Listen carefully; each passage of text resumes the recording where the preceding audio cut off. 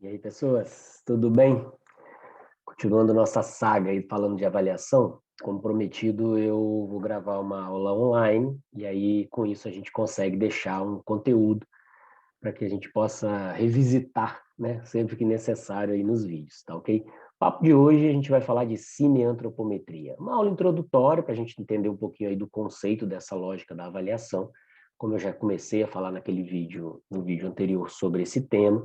Só que agora, com alguns slides, com bate-papo um pouco mais aqui organizado do ponto de vista de conteúdo e conteúdo por imagem, ok? Para quem caiu de paraquedas, eu sou Fábio Venturim, né? E a gente tem um canal onde a gente está discutindo a prescrição de exercício e um ponto fundamental para isso é discutir a avaliação e, em especial, a cineantropometria. Se puder, se inscreva no canal que você vai ter acesso a esses vídeos de uma maneira mais organizada. Deixa aquele likezinho para que esse assunto possa circular aí, como eu sempre digo, o que move muito são as perguntas e não as respostas, então nós vamos ter mais perguntas e, obviamente, aí vamos correr atrás de respostas e a gente consegue fazer com que a nossa área consiga se aprimorar em relação àquilo que a gente entende como sendo fundamental para uma boa prescrição. Sem mais delongas, vamos nós. Cineantropometria, ele é um nome não tão recente, mas ele aparece bem depois no cenário da educação física ou das áreas da saúde de modo geral, substituindo nomes como, por exemplo, medidas de avaliação ou antropometria, né? Durante décadas, a antropometria, e meio que deu nome para essa disciplina que tratava de como fazer a tal ou a tão falada avaliação. O termo cineantropometria, ele se divide em três partes, né? Então, nós temos o cine, que tem a ver com movimento, o antropo, que tem a ver com homem, e metria, que tem a ver com medida. Então, fazendo uma tradução, né, com base apenas no significado dessa composição, né, de junções que dá a palavra cineantropometria, nós teríamos aí a medida do homem em movimento, ou a medida do movimento humano, né? Não no sentido apenas do movimento, mas desse movimento no sentido de desenvolvimento e não simplesmente o caminhar, saltar, pular, né? Ele é mais amplo nesse sentido. Pegando emprestado aqui um conceito do professor José Godin Pitanga, né? Ele cita isso no seu livro, ele vai colocar dessa maneira aqui, né? Que a cineantropometria ela é o estudo do corpo humano de forma estática e dinâmica, vocês podem ler aí depois, né? Em relação à estrutura, função geral e todas as relações que isso tem, né? De maneira interna e externa, né? A gente vai falar muito dessa questão também da influência do meio. O objetivo da cineantropometria, né, é esse da análise do desempenho, em especial nos aspectos que têm a ver com a aptidão física. Então, quando a gente fala de aptidão física, a gente está falando daquela capacidade de fazer a atividade física, né? E, para tanto, a gente tem uma série de variáveis que vão ser necessariamente testadas para que elas sejam necessariamente treinadas depois. Além disso, ela analisa os segmentos de crescimento e desenvolvimento, né? Então, toda essa lógica morfológica, que a gente até fala daqui a pouco, e os fatores que, de alguma forma, vão intervir, incluindo, nesse caso aí, as questões nutricionais e socioculturais. Isso é fundamental, porque eu já falo isso até em outros vídeos, né, principalmente quando a gente fala lá do princípio da individualidade biológica, a parte genotípica, né, quer dizer, o genótipo, que é essa formação do ser humano a partir das influências do meio, ela é fundamental. Então, quando eu analiso o desenvolvimento, né, ou o movimento do desenvolvimento humano, fundamentalmente eu preciso entender esses aspectos nutricionais e socioculturais que têm a ver com o modo como a sociedade se comporta. Então, de cara, a gente já sabe que isso vai mudar de país para país, muitas vezes de estado para estado, mesmo dentro do seu país, né, de localidade para localidade. A cineantropometria é um campo muito grande, mas, fundamentalmente, a gente pode dividir em dois grandes blocos, né? Essa questão das análises, que seriam os blocos vinculados às variáveis funcionais e as variáveis morfológicas, né? Então, esses dois grandes grupos eles vão servir como base, porque tudo que acontece nesses blocos tem a ver com o que a gente vai falar em prescrição de exercício. Então, por exemplo, né, quando a gente pensa aí na forma, né, variáveis morfológicas, que é o estudo da forma. Então, quando a gente fala de peso, altura, componentes da composição corporal, tudo isso está envolvido. E com relação às variáveis funcionais, todas essas variáveis que me dão condição, né, funcional, né? Então, o saltar, o pular, o correr, o levantar, o agachar, levantar peso, empurrar peso, correr ou andar por longas distâncias, tudo isso está sendo discutido na prescrição e, obviamente, precisa ser avaliado. De uma maneira um pouco mais específica aqui, ó, esse slide apenas das variáveis funcionais, a gente vai entender quais são. Essas variáveis também são chamadas de variáveis da aptidão física. Então, entendam, né, ó, da resistência anaeróbica até o equilíbrio, todas elas são as chamadas variáveis funcionais.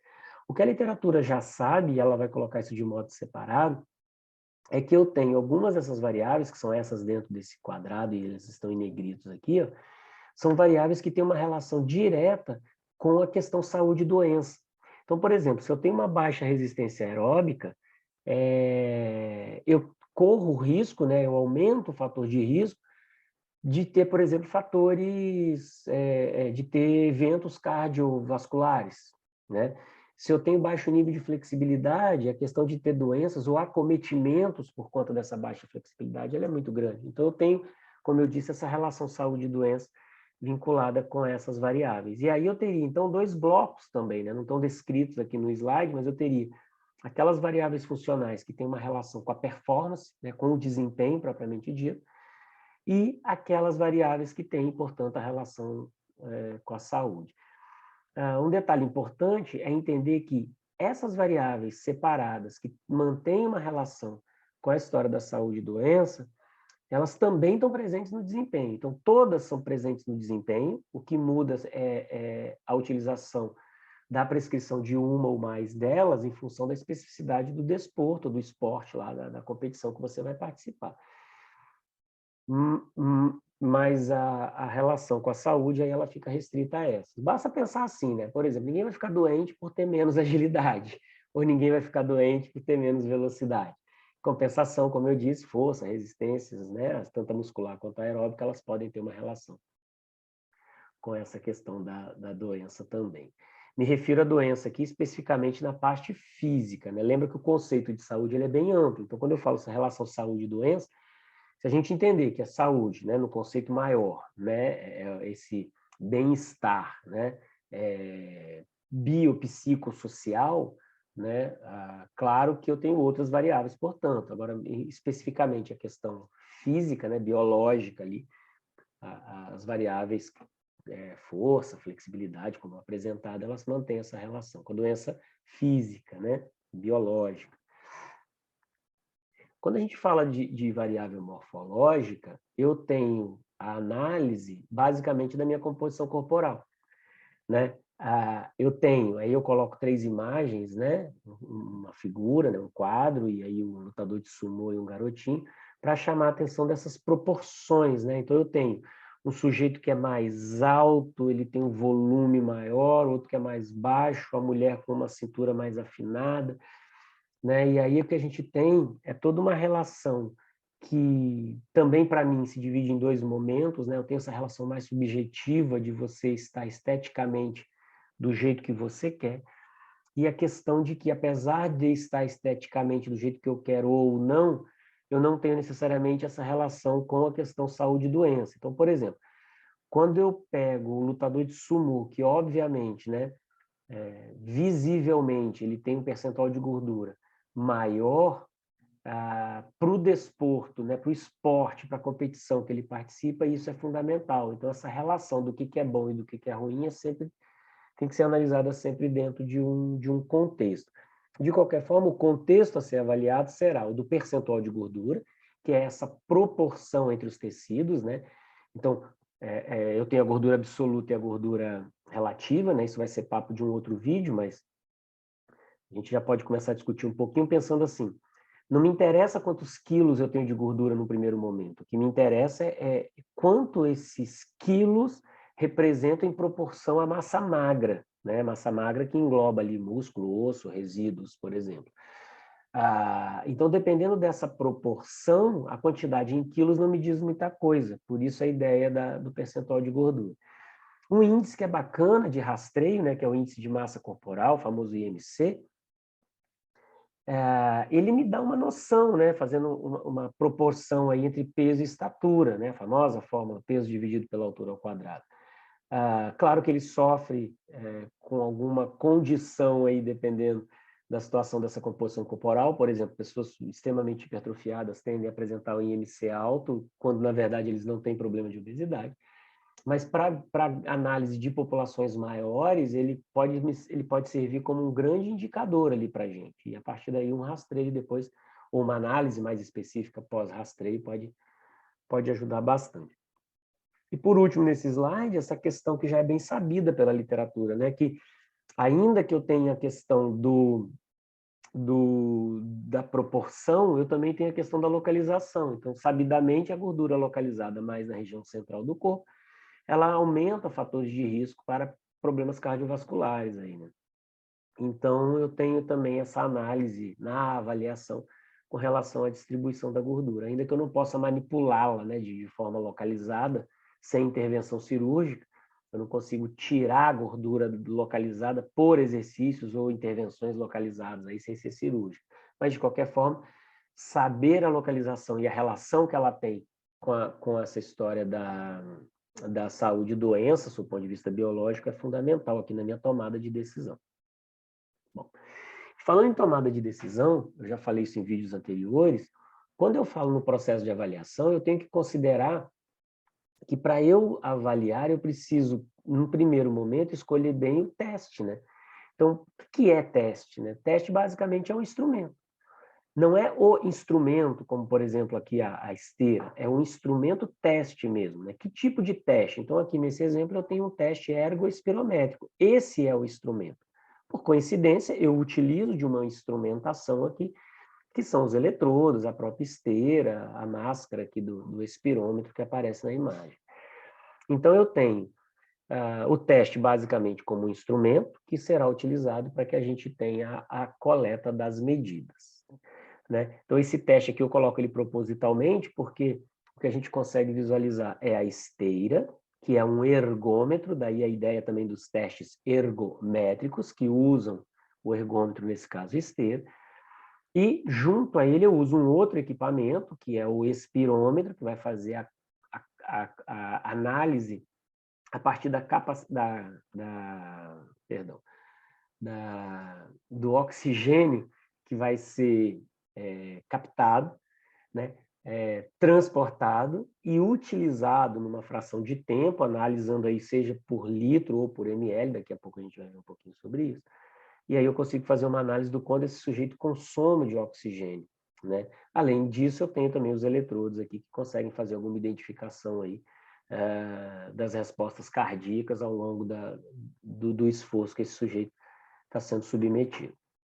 E aí, como exemplo, eu trago aqui o resultado desse teste, né? 35 ml por quilo por minuto.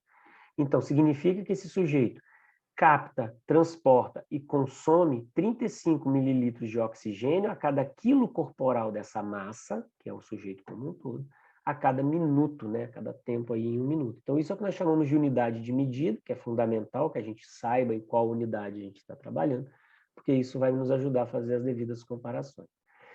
Falando em medida, o que a gente sabe da medida, né? É que, basicamente, ela é a determinação da grandeza. Então, eu tenho a medida como algo que vai, através de números, por exemplo, como é o caso aqui, né, descrito, me dá um valor. Agora, ela é meramente descritiva. Então, observe, eu tenho um valor de 35 ml e isso, na verdade, não me diz muita coisa. Ela só vai me dizer alguma coisa quando eu puder compará-la com algo que servirá de padrão, né? Quando eu faço essa comparação, eu passo a ter, então, em mãos o que a gente chama de avaliação, que é o processo ao qual eu tomarei decisão daquilo que eu estou julgando do valor. Então, se o 35 for baixo, ou 35 for alto, ou 35 estiver no número que eu pretendo, o que eu vou fazer em termos de prescrição será realizado a partir dessa análise. Então, por isso que a tomada de decisão é a avaliação, né? Esse processo de tomada. Já disse no vídeo anterior, né? Ela vai acontecer no início, e aí ela recebe o nome de diagnóstico. Ao longo do processo, né, daquele período que eu estipulei para que eu tenha um determinado resultado, eu faço a avaliação durante, para que eu não perca tempo em algo que não está dando certo, né? Eu tenho que ter uma parcial do que eu estou fazendo. E ao final daquele período eu tenho a avaliação somativa, que é a avaliação final, para que a gente saiba se conquistou ou não os objetivos. Para ficar um pouco mais fácil, eu coloquei aqui uma tabela, que é a tabela da American Heart Association, que me dá uma classificação do consumo máximo de oxigênio para homens, usando a unidade ml por quilo por minuto. Então, veja, ele faz uma estratificação por idade, então eu tenho faixas etárias, e aqui a classificação, que vai de muito fraca até excelente. Os números que vocês veem aqui na tabela são os números relativos ao consumo máximo de oxigênio. Aí, propositalmente, eu coloquei duas bolinhas vermelhas aqui, ó.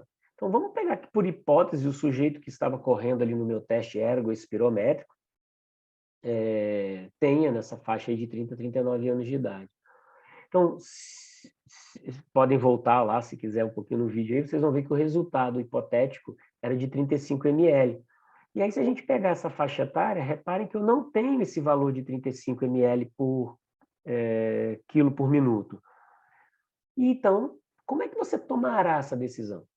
Por exemplo, esse sujeito, imagina que ele acabou de te contratar para que você monte um treinamento para melhorar sua capacidade aeróbica, e você, com base no resultado, precisa decidir o tamanho da carga que você distribuirá ao longo das semanas e meses aí para que você obtenha o resultado. Então, veja, o resultado foi 35.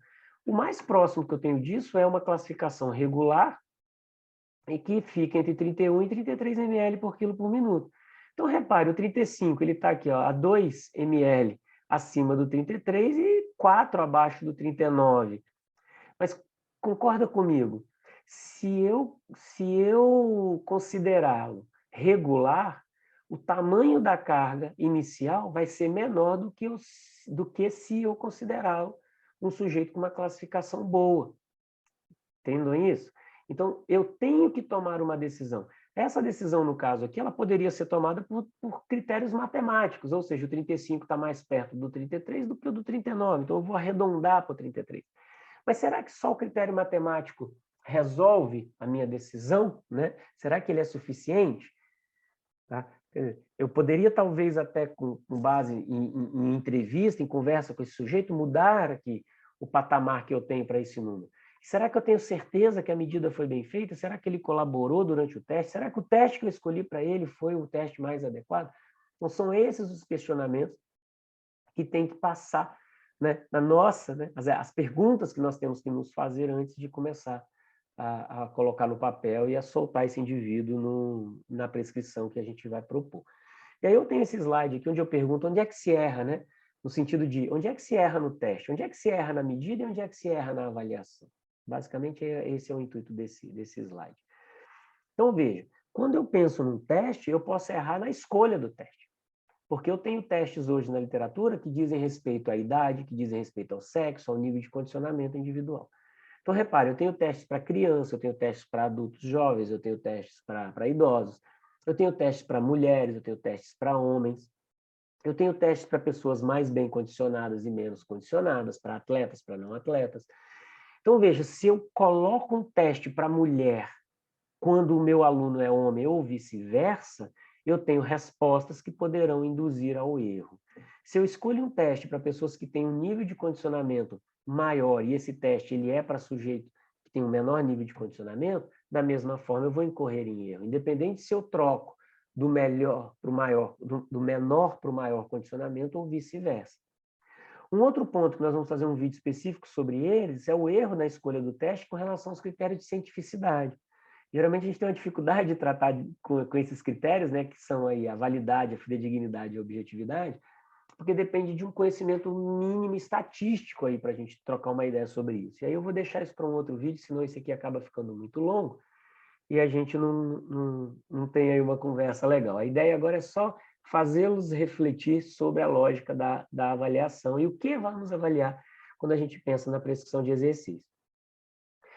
Onde é que você erra na medida? Né? Então, veja, imaginemos aí que eu escolhi o teste, fiz todo esse critério aí, passei pelos critérios de cientificidade, escolhi o teste com relação ao nível de condicionamento, sexo e idade, adequei ao teste.